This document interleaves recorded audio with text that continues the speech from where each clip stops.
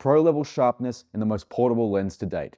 Here's everything you need to know about Sigma's newest lens, the 24-70 2.8 DGN-DN2.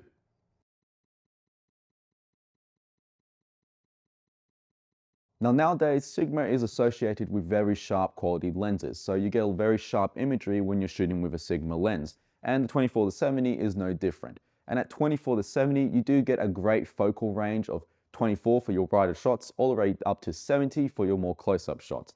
And the build of this lens is no different from the Sigma range in that it is a quality build with beautiful sharp imagery. So if you're a photographer or videographer that's looking for a run and gun lens and don't want to have to swap out between lenses but still maintain a sharp quality, then the 24-70 Sigma is definitely for you. Now having a 2 on the end of its name, this lens is a successor to its predecessor, the 24-70 2.8 DGN-DN1, and they do have some slight differences in terms of overall quality and performance, which I'm going to be covering in this video today. Now the 24-70 is a full frame lens and it does have an E-Mount variation and an L-Mount variation. Today I will be using the E-Mount variation on the Sony a7 III. First off, let's talk about the build quality of this lens. Now when you compare this lens to other 24-70 high quality lenses, you will actually notice that this lens here is, well, much smaller.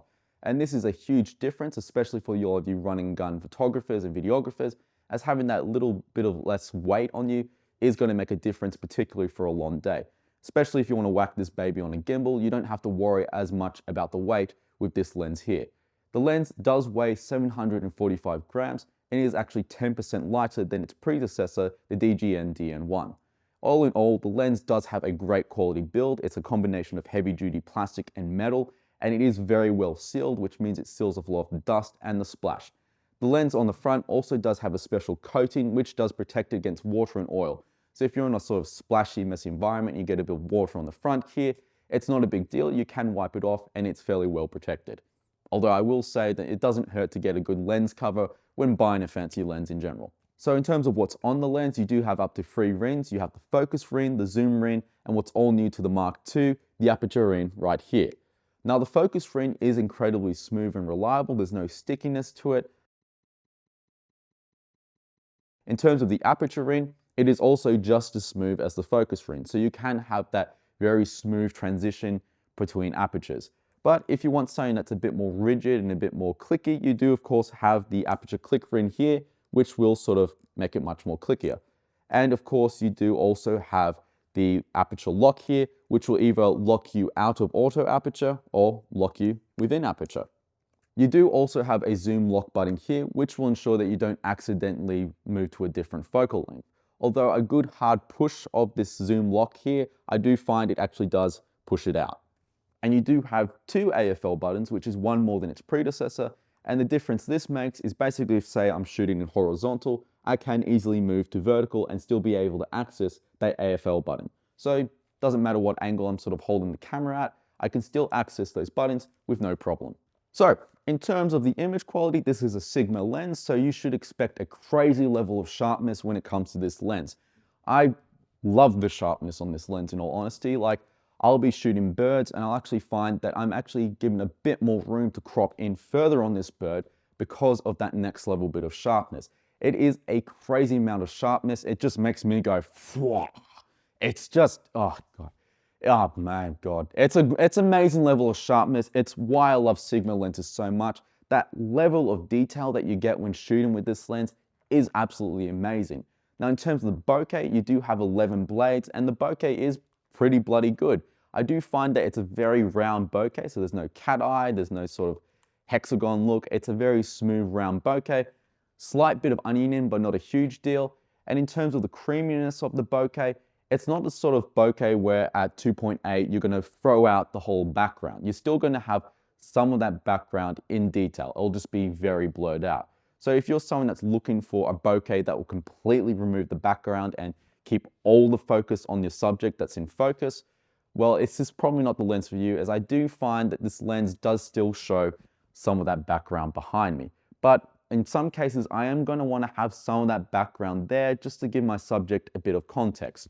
So all in all, it's a very smooth sort of bokeh, but it doesn't completely remove details of the background if that's what you're interested in. The lens also has ensured that there's a reduced amount of flaring and ghosting in your shots. So if you're a fan of shooting with sort of a backlight of the sun hitting your subject, but don't like how it sort of washes out the imagery, you don't have to worry as much when it comes to this lens, as you still do manage to maintain that level of contrast and shadows in your imagery. The lens also does have high backlight conditions, and what this basically means is that if I say shooting a shot that's very bright, this lens by some miracle will actually be able to grab focus and ensure that sharpness in the imagery. So I could be shooting a subject and basically find that, well, it doesn't matter how bright the light is hitting on their face, I will still get that sharp detail in their eyes. So that's amazing sort of level of performance for this lens, and it's going to be handy in situations where you don't necessarily have control of the light and you might suddenly have a bright light flashing your subject. This lens will still maintain that sharpness in those conditions. Now, in terms of focus, this lens does have a minimum focus distance of 17 centimeters and a magnification ratio of 1 to 2.7.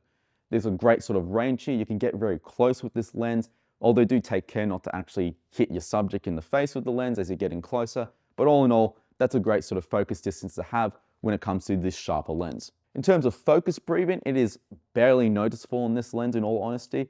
At wider focal lengths, I do find that you can sort of see a bit of focus breathing, but at longer focal lengths, you barely notice it. It's practically not there. So focus breathing really isn't an issue with this lens. Now, Sigma have put high response linear actuators inside this lens, HLAs. And what these do basically is ensure that this lens, in terms of autofocus, performs 3 times faster than its predecessor.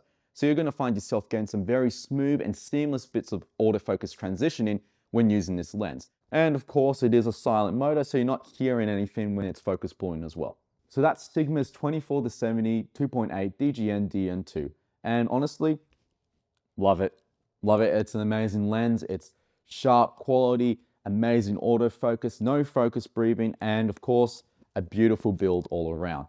This is a great lens, and it's a really good lens, especially if you do intend to do sort of events or be in situations where you don't necessarily want to be swapping out between lenses all night.